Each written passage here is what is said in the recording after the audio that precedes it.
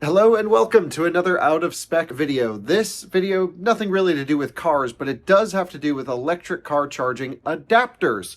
With the whole NACS and J1772 or CCS thing going on in the US, there's a bunch of different adapters that every car needs to have. And so I want to talk a little bit about that. And I want to talk to you about my adapter solutions because I kept losing adapters and I've basically run out. So I placed a huge order for electric car charging adapters. And I thought, well, it's a fun video. It's a weekend. Let me just show you what the heck I ordered and where I'm going to put everything. Because a lot of people ask me about adapters all the time. And I have some opinions on ones you should use or shouldn't use. And yeah, I've got some references for you too for some folks you should check out for some great adapter testing. But for now, I'm going to walk you through this big order of electric car charging equipment I just received.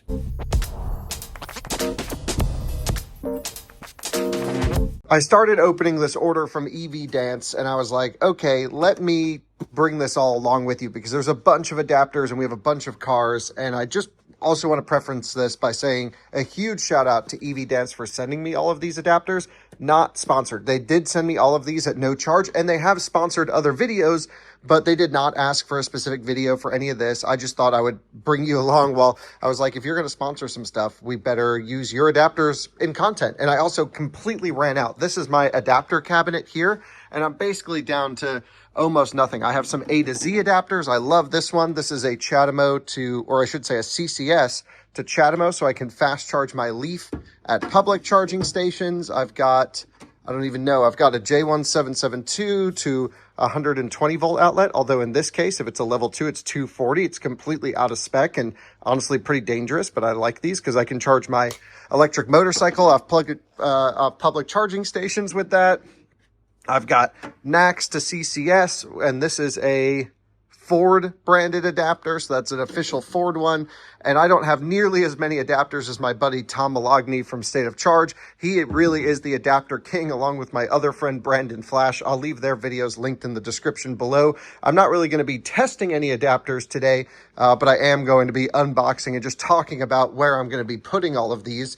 And yeah, I've also ordered some EVSEs from them as well, which I use over here because we have so many NEMA 1450 ports around the track. So let's back up for a second and talk about if you're new to electric cars or charging.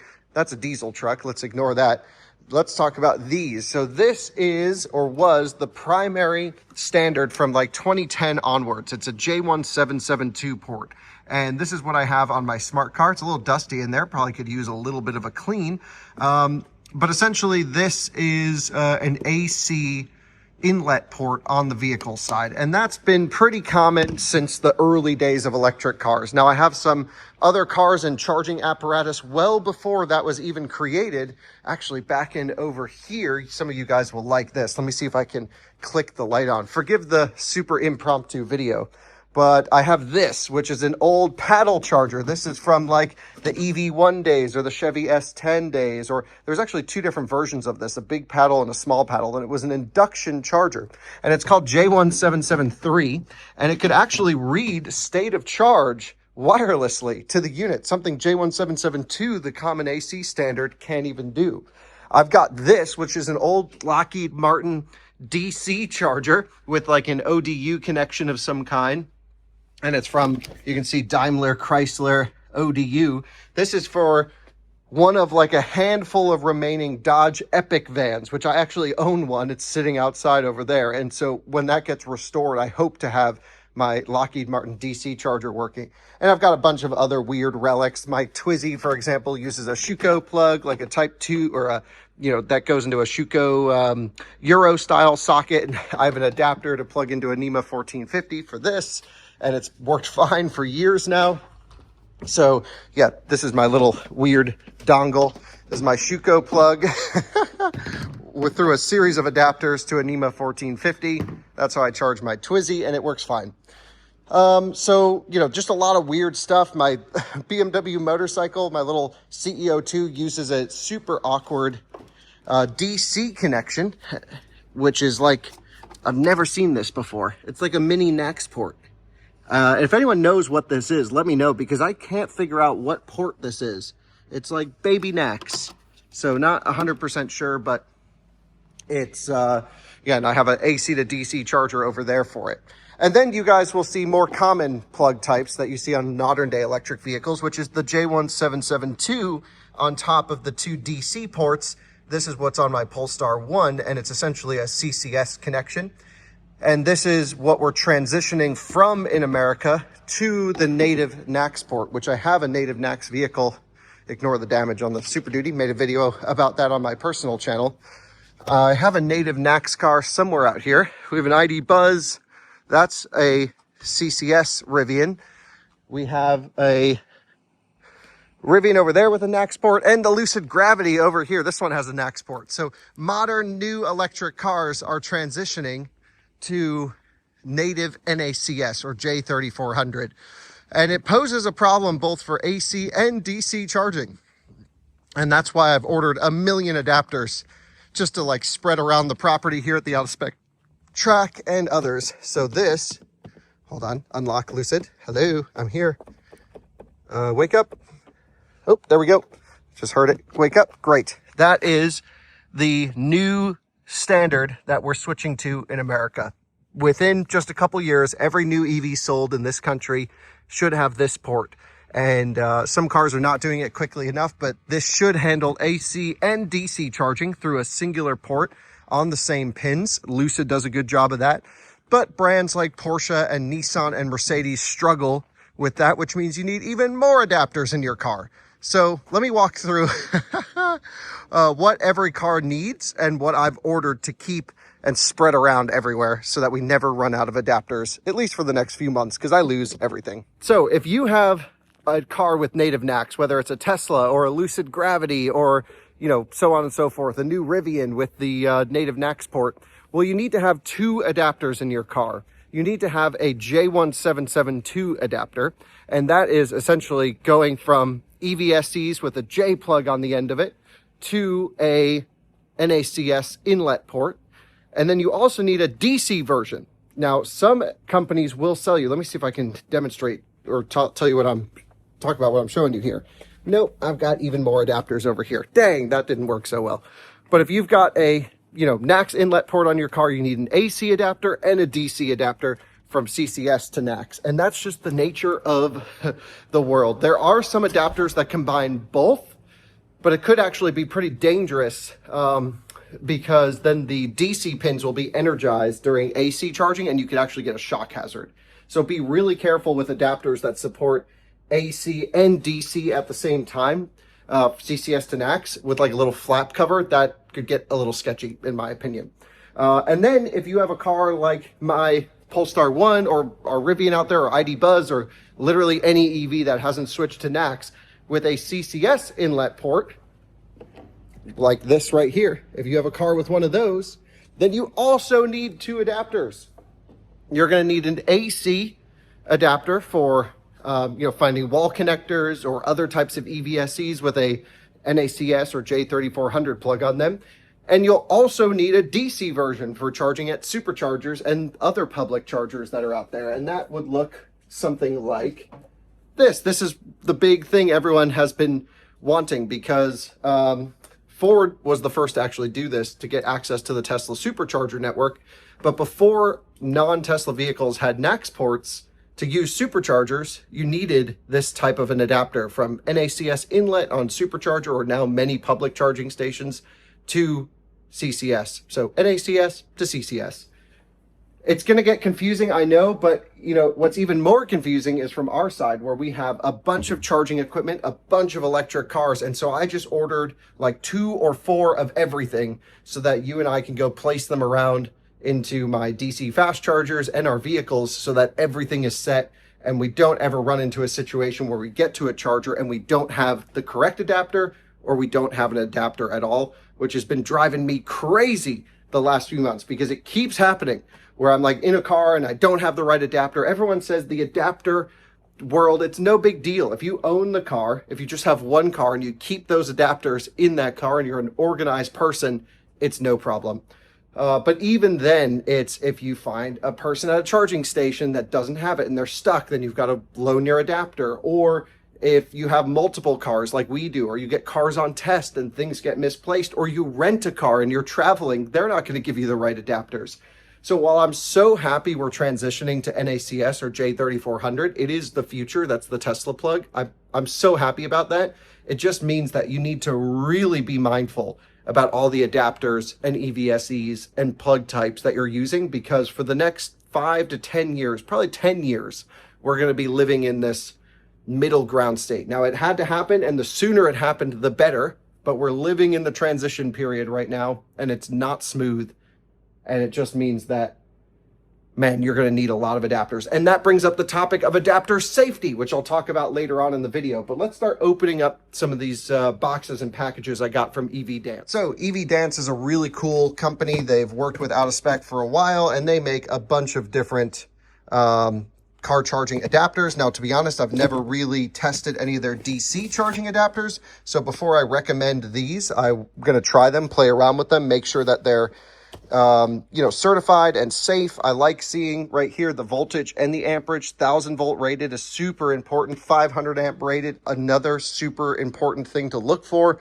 And we also want to make sure they have the correct temperature sensors and others. So I'll open these up, and I have not played with them yet. There is a new UL standard, I think it's UL 2262, that goes through adapter safety. As far as I know, only the Electron, maybe there's a couple out there, but I think the Electron Vortex adapter is the only one that conforms or has been certified to the new UL standard.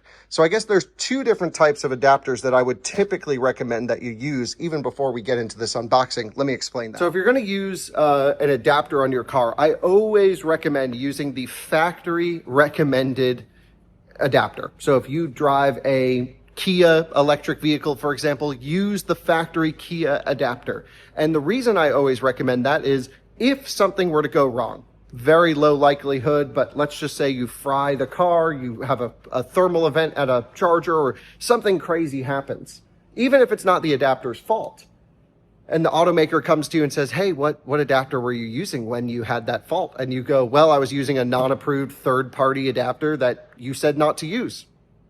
They're just going to blame that and void your warranty.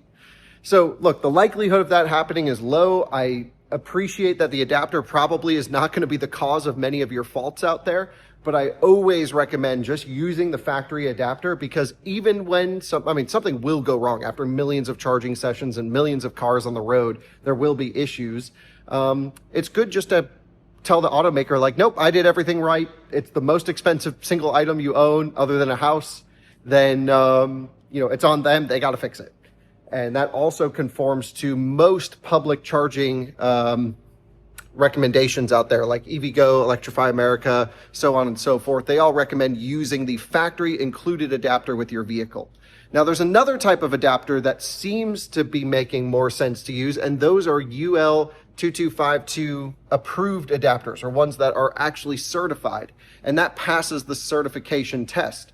I am unsure how charging point operators, CPOs, or automakers will handle third-party adapters that conform to the standard and that have been certified by UL. I just think it's too early to get official approval on any of that. But I would imagine in the future those will be approved for use, but at least for now it's not. And then you have third-party adapters where, I feel comfortable using some of these EV Dance DC charging adapters on my own charging equipment and my own cars. I'm the only middleman in there. So if something goes wrong, it's on me. And I know the adapter is not going to cause a problem, but I just wanted to throw that up front, that it's like, probably just use the adapter the automaker says to use. They're not that expensive. Just buy it from them, and hopefully everything will be good at that point if something were to fault at a charging station. All right, with all that said, let's break open a bunch of these. Dang, we got some super nice packaging in here, and I love the size of this adapter. Holy smokes, this is cool. Now these come, whoa, just dropped it. That's why you need to have sturdy adapters. Now these come in white and black. I went for white just because of thermal performance. It gets really hot here in North Carolina during the summers, and a lot of cars that I have do have 80 amps now. And yeah, so this is saying if you use a Tesla wall connector, it needs to be set to support all vehicles, but this is an 80 amp rated, I believe, charging adapter. Let's see if we can see the, so yeah, 80 amps max. which is perfect. That is the maximum of the J1772 standard for AC charging. So this will be able to charge a Hummer or Silverado or F-150 Lightning at full AC charging power, 19.2 kilowatts. And I ordered a bunch of these different ones here just to keep in the cars. So that is great to have a bunch of these adapters right here. And for now, I'll throw this one into my adapter pile right there, and that'll be super helpful. All right, here it is all laid out for you. Just absolutely so cool of EV Dance to send us all of this. So let me walk you through what we've got. We've got, like I mentioned, those Tesla J1772 80 amp adapters. We have the reverse, which is like what used to, still comes with every Tesla, the J1772 to NACS for AC charging. So we've got four of those. We have the DC versions of those. So we have, the CCS to NACS, 1000 volt, 500 amp rated adapter. So that's perfect to have for high voltage cars and others. Absolutely love that. And then I have the reverse, the NACS to CCS adapter. This is where, most people want to have their supercharger access with something like that. Again, use your manufacturer rated one. I'm not saying this won't be great. This is perfect for my use case because I'm using it on my own equipment with my own cars. I just have not tested this one, but I'm sure it's fine. EV Dance makes some pretty hardy equipment because I have thrown their stuff through the ringer. I'll show you outside how I have it set. Then I got 4 EVSEs from them. The thing that I love about their EVSEs is, first of all, they give you the temperature inside the unit, so you can do temperature monitoring, and they do 40 amps. And I've got one plugged in over there charging a car right now, and it's just awesome. So I got 2 NACS versions and 2 J1772 versions. Again, I can use any of these adapters to make them work one way or the other. And I went for the long cable, the 25-foot versions on both. And if that doesn't happen to be long enough, I got extension cables, which I use all the time for both J1772 extension and NACS extension. And these are the long extensions. I want to say 40 feet. How long are these things? I don't remember actually. Let's see. 50 amp maximum. 40 feet. Yep, 40-foot extensions. Big boy extensions. I absolutely love those. And then I got one V to L adapter, which I'm not sure which vehicles this works on. I just saw they had it on the website, and I thought, let's try it out. Yeah, we'll got to play around with that. Maybe EGMP stuff. That's worth playing around with. Let me show you what some of these things look like, and that I already use them every day. I just needed more of them and backups and those to keep in cars. So I have over here the EV Dance NEMA 1450 version plugged in. And this thing I have used everywhere. It tells you the temperature. It tells you, I just did 45 kilowatt hours on my last session. And again, it's a 40 amp EVSE. I absolutely love that EVSE. I use them all the time. So it's great that I have those. And then the extension cables are pretty cool. Again, only use them if you absolutely need to. But like this EV Dance extension cable has been run over thousands of times. It's been left outside, and I have it plugged in here to a 32 amp Tesla connector, and it just, extends, and I can charge a car all the way over there if I needed to. And that has been incredibly useful with just parking cars in this area. And I also use another one on the other side of the track. But just absolutely love having all of this equipment here. It's been one of those things where we're always looking for adapters. Like this Volkswagen came to us on loan without a charging adapter. And it's one of those things that when you have the equipment, makes life so much easier. So by having all of this capability and all of these adapters on hand, it should last us a while. I'm going to make sure every car has, either this combination or this combination, and it depending on its port type, and those will just stay in the cars. I'll be able to leave EVSEs around the facility rather than bringing mine and plugging them all in. So that's great because, again, I love using 40 amp EVSEs. That's the max you can do on a NEMA 1450 connection because you have to be 80% of maximum amperage, and the extension cables will be absolutely amazing to have as well. Perfect road trip companion. If you go to a hotel that has iced chargers at them, well, you can just run the extension cable to the nearest parking space. So a huge shout out to EV Dance for sending me all of this. Again, they didn't sponsor this video. They have sponsored other videos in the past. You'll see me using this adapter, and the others in a bunch of upcoming videos. But I wanted to make a little PSA or just a little adapter video in general to talk about truly how confusing the adapter world is. if you have multiple cars or you're on a road trip and renting a car, et cetera, et cetera. So I really hope, we can get to some better solution, or one universal adapter to do everything would be amazing, but we just haven't done that yet. So for now, you have to have individually 1, 2, 3, or 4, one of these. These were just ancillary cool things that I asked them to send around, which is great. And a huge shout out to these guys. All right, guys, I want to unbox some of these adapters, a little sneak peek of the one I was most interested in. I'll get to this here first, but I want to, join me for the unboxing. So this is probably the most common adapter that we hear talking about. It is the NACS to CCS adapter. And this is most important because you need this adapter in order to get access to the Tesla supercharger network. Now, like we mentioned, this particular adapter I don't believe has been approved by any particular automaker. Perhaps EVDance is working on that. Perhaps they're working on getting it UL2252. But in general, this is something I'm going to be using, especially with my chargers here on site, for our own NACS cables, which I have on DC chargers that'll be installed soon. So it comes in this really nice case. Big fan of this. And I'm really curious to see how this all looks. So we have a owner's manual. It's called EVJT09. It's got instruction manual. NACS DC fast chargers only. Doesn't work for AC charging. That's good. That's a good first sign. Let's see. Tells you how to use it. There is a lock button. The latch on the bottom is a twist lock rather than a switch or something like that. Looks good. There's some, FAQs, temperature related stuff. It's DC only. It says it's UL2252 compliant, and they said they engage with automakers and labs like UL and ETL. Tesla does not currently guarantee third-party adapter compatibility.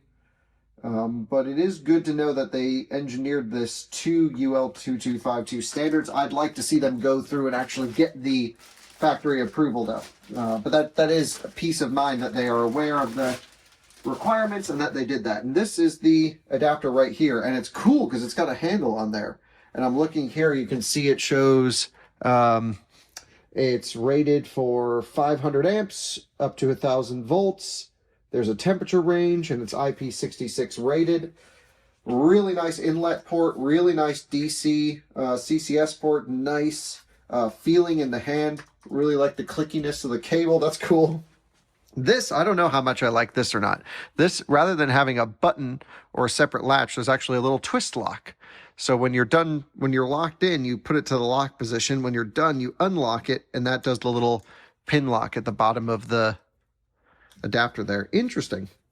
We'll have to play around with this in the real world, but that is a really nice package. I love that it comes in this little carrying case just to prevent it from extra damage. I'm pretty clumsy, so this is a really nice unit right here. I'm glad that we have that right there, and definitely something I'll be playing around with. So I've already unboxed the Tesla J1772. That's this one right here. So again, same thing as we did here, but this is for AC. This is 80 amp. There's an actual slide lock on the bottom. That seems easier to use to me, and I'm really glad they offer it in white in color just for the temperature related stuff. Of course, the temperature derate, adapters can't actively derate temperature, best that I'm aware of. They just have to rely on the cable or the inlet port of the vehicle to derate temperature. So now we're getting into the CCS1 to NACS adapter, and this looks very similar to the one that's included with Tesla vehicles. Again, rated up to 1,000 volt. Interestingly, rather than doing a amperage limit on this one, it's actually rated in kilowatts, which I don't like to see. So I've got to ask them about that. This one, where did right here. It is rated up to 250 kilowatts, which is no way to rate an adapter. So I'm really hoping, that makes no sense. You wouldn't rate an adapter in kilowatts because it's totally dependent on the current. You shouldn't care about total power. Again, DC only. You can see there's no AC pins there. I'm guessing it's 500 amp rated. I will double check on that. But this comes in a little bit of a no carrying case. It's got a nice, molded area for this, but certainly EVDance does a better job on their NACS to CCS adapter. than their CCS to NACS adapter. Now this might have a long enough neck to actually work with the Cybertruck. I'm not sure. Cybertruck is like a weird, like you need a long throw to get in there. I know A to Z makes an extra long one. They sent me one at one point. I've totally lost it by now. But yeah, definitely going to be playing around with this adapter as well. And just need to make sure it is 500 amp rated. I'm sure it is, but they should not rate adapters in kilowatts. So they've got to change that and put a amperage rating on there. And now we have, you know, one of the most common adapters that's been on sale since early 2012, right? This is the Tesla, like this is what Teslas used to come with. This is the common J1772 inlet to NACS. This is, you know, 80 amp rated. Let's just double check that. Yep, 80 amps max, 240 volt AC. It's from -30 to +50. Again, a nice rated adapter. I use these all the time with Tesla and non-Tesla vehicles. This is such a great adapter to have, and the fact that it is 80 amp rated. Some of these are only like 60 amps or 40 amps. You need to be really careful. Make sure you get an 80 amp one. Even if you're not running 80 amps, honestly, it's not much more money. Just get the high current rating and you're good to go there. So those are all the adapters unboxing that I got, and we'll use them in future episodes and stuff. So that's always kind of fun. This is just a fun extra video. Let's see if we can crack this bad boy open. This is what I'm curious about. This is, I only ordered one of these because we don't actually own here in North Carolina any Hyundai eGMP vehicles or Kia, whatever. Colton has them in Colorado, so I may actually send him this adapter. But maybe I'll keep this one on hand. We did just have an Ioniq 9 here this week. Okay, let's see what we got here. Now this is what they're calling a V to L adapter. And it's, oh, pretty interesting. So you have your typical J1772 inlet, nice clicky latch there. And then this opens like that, and you have a NEMA 515 plug. And there's no like start button or anything like that. Again, I have no idea what cars this would work for. It's 15 amps maximum. I don't know what car this would work for, but they had it on the website, so I asked for it, and I will test it next time I have an eGMP car here to see if that will work on that. No other vehicle allows bidirectional through the J1772 port. Is that true? No, GMs do. I don't know. Well, I'm going to play around with this, and if there's any cool cars that offer it, I will certainly have it here in my cabinet, and I'll try it out. So that is awesome. Let's unbox some other stuff while we're in here.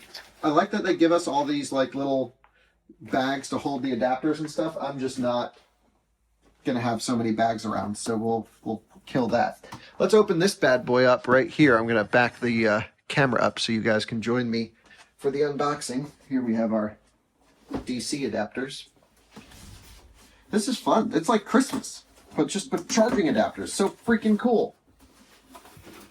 Damn, nice carrying case here. Oh my goodness. All right, let's check this out. Now this is a J1772 extension cable. I love their extension cables, really do. Comes with, again, some more documentation, really nice. This is only a 50 amp rated cable, so again, the cable can't derate. You need to make sure that you use this on a circuit that's not more than 50 amps. It comes super nicely wound with really nice connections on the end here. Let's crack these open real quick. Oh yeah, this is the inlet port right there. Super high quality. The cable's really nice on these. This is so cool. So I will be getting a lot of use out of these extension cables. And again, I have the same one on the NACS side, which I showed you outside. And so that is, you know, I've already used those, so I'll probably keep one in storage and maybe use one every day. And then let's see what else we have to unbox. I've got a couple of those AC EVSEs that I'd like to show you. So let me drop this out of the way. Let's take a look at this. Now, these are truly my favorite mobile EVSEs that I've used recently. They are great. They have great temperature monitoring. They even have Wi-Fi and Bluetooth controlled ones. I don't think I asked for those just because I usually monitor through the car's app, and with so many different adapters, I'm not sure I really needed all the Wi-Fi functionality features, but these are great to have. These are freaking awesome. And what I'm going to do actually is keep some of these in the cars. Like my new Rivian did not come with an EVSE. So here I've got a typical NEMA 1450. I even have a wall holster. To mount this thing for wall mount. I probably won't do that. I just leave them dangling. I'm not super fancy around here. And now we can reveal to you, man, they've got these things locked down. Satisfying. The 40 amp EVSE, same one I have on the wall over there. 25-foot cable, comes out to a J3400 NACS connection. And yeah, that's freaking epic. And I've got two more for the J1772 variants and another one of these. That's a lot of freaking stuff, isn't it? Well, I think that kind of runs through everything we needed to unbox. I mean, everything looks the same. And so I'm not going to open all the boxes for you. They're all the same thing. So that's pretty sweet. So again, this is an open forum in the comments section. I'd be curious to see what adapters you guys are using. Do you agree with me or not to just use the manufacturer rated adapter for recommended adapter for warranty concerns? Or are you okay using whatever? Would you only want to use UL 2252 certified adapters? Or would you want to go maybe even less safe and use the manufacturer adapter? Let me know what you think, how we should handle all of this. But for now, I've got a lot of adapters and stuff to play around with. So a huge thanks to EV Dance for sending all this stuff and also bringing up a important topic of figuring out what adapter you should have in your car and not losing them. Because the most annoying thing that can happen is showing up to a charging station at low state of charge and going, oh no, I loaned the adapter out. I can't find the adapter in the car. It went missing. And that just happens. And, you know, I thought this whole adapter thing wasn't going to be a big deal, but it's a pain in the butt. So with all that said, thanks for watching. Just a fun little weekend video I figured I'd film while I unboxed all this and showed you guys everything. It was really cool. We'll see you on another one again soon. Bye-bye.